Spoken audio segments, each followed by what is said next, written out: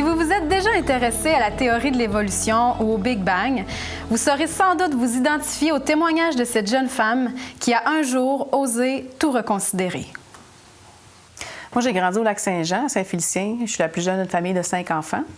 Et puis, c'est une famille typiquement québécoise, normale, avec des bons parents. Mes parents m'ont toujours amenée à l'Église catholique pour la messe quand j'étais petite.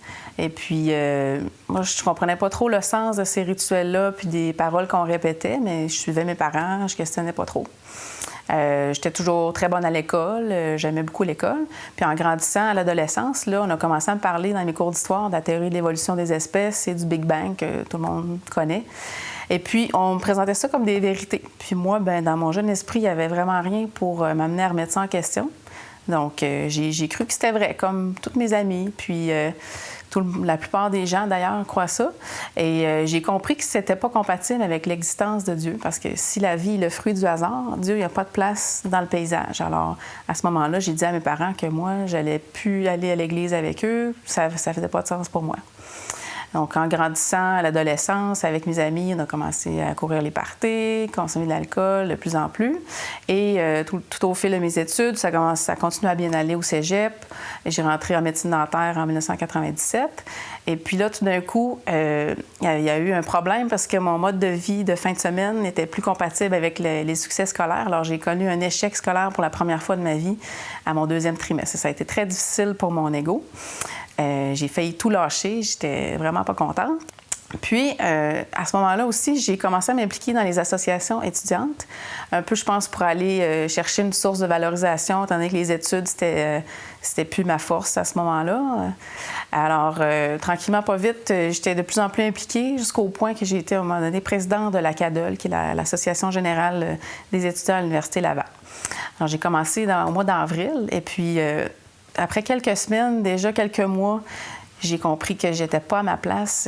J'avais pas ce qu'il fallait pour faire ce rôle-là. Tellement que j'ai dû prendre la décision qui s'imposait. J'ai démissionné à la fin de cet été-là de mon poste.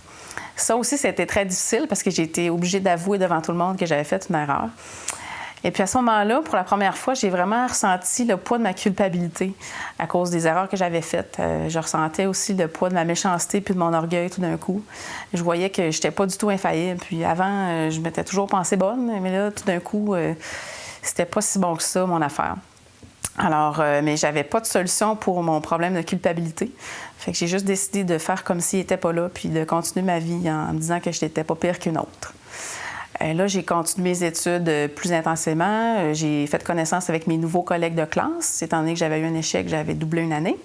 Puis, il y en avait un parmi eux qui était vraiment différent. Je n'étais pas capable de dire exactement en quoi il était différent, mais il y avait comme une attitude particulière. Il ne faisait pas de blagues méchantes ou de commentaires douteux. Puis, c'est ça. Un bon petit gars, vraiment bien gentil. J'ai appris aussi qu'il préparait un voyage missionnaire en Inde pour l'été, ça c'était en 2000, avec un organisme fondé sur la Bible.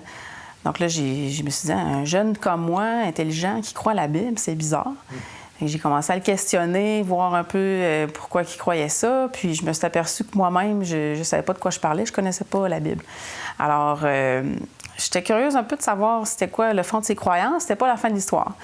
Un peu plus tard, il m'invite à un déjeuner de l'espoir. Donc, étant donné que j'avais vécu des échecs avant, pour la première fois, j'étais prête à me remettre en question. Et puis, c'est ça, j'ai décidé d'aller voir qu'est-ce qu'il y avait là. Et puis, au déjeuner de l'espoir, il y avait un couple qui racontait comment une personne les avait encouragés à lire la Bible, puis qu'est-ce qu'ils avaient découvert dans leur lecture, c'est-à-dire que tous les êtres humains sont pécheurs par nature, qu'on est séparés de Dieu, on n'est pas digne d'être en relation avec Dieu parce que lui, il est parfait, il est saint.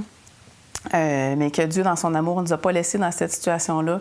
Il désire avoir une réconciliation avec nous. Et puis, pour ça, il a donné son Fils Jésus qui est mort à la croix pour prendre le poids de nos péchés. Donc, c'est la première fois que j'entendais ça comme ça. Puis, je trouvais ça très beau. J'avais le goût de croire tout de suite. Mais en même temps, j'étais sur mes gardes parce que je voulais pas me faire embarquer dans quelque chose. Et puis, j'étais pas sûre que c'était vraiment vrai. Mais j'ai décidé de commencer à lire la Bible par moi-même pour aller voir qu'est-ce qu'il y avait là-dedans. Puis, tout au long de ma lecture, j'ai découvert la personne de Jésus, comment il était vraiment, comment il aimait les gens, puis comment il avait de la compassion pour les gens.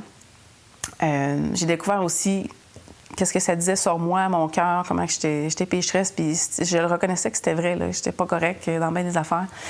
Alors, tranquillement, pas vite, ça me touchait de plus en plus. Puis un soir, je suis allée à une représentation. C'était une pièce de théâtre qui illustrait l'Évangile. Et puis là, tout d'un coup, les morceaux se sont mis en place. J'ai comme compris la signification de la croix, pourquoi Jésus est mort à la croix, comment le lien entre sa mort puis le fait qu'il peut enlever nos péchés, qu'on peut être pardonné, que Dieu peut nous accepter puis retrouver cette relation avec lui. J'ai vraiment été touchée. Puis à mon retour chez nous, j'ai dit oui, je veux croire ça, moi.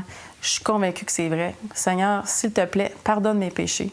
Je ne mérite pas ta faveur, mais je sais que Jésus a tout fait pour que je puisse être pardonnée. Puis, s'il te plaît, prends ma vie. Il n'y a rien d'autre que je pouvais faire. Puis, j'avais un peu peur parce que je réalisais que ma vie allait changer complètement. C'était comme me lancer dans le vide. Je ne savais pas ce qui allait m'arriver. Mais en même temps, j'avais une paix incroyable que je n'avais jamais connue parce que je savais que j'étais pardonnée. Tout le poids de ma culpabilité que j'avais ressenti, il n'était plus là. Puis je savais que Dieu m'aimait, donc j'avais pas besoin de plus que ça. Alors, depuis ce temps-là, j'ai vraiment l'assurance d'aller au ciel quand je vais mourir. Puis ça dépend pas de mes bons coups, ça dépend de ce que Dieu a fait pour moi uniquement.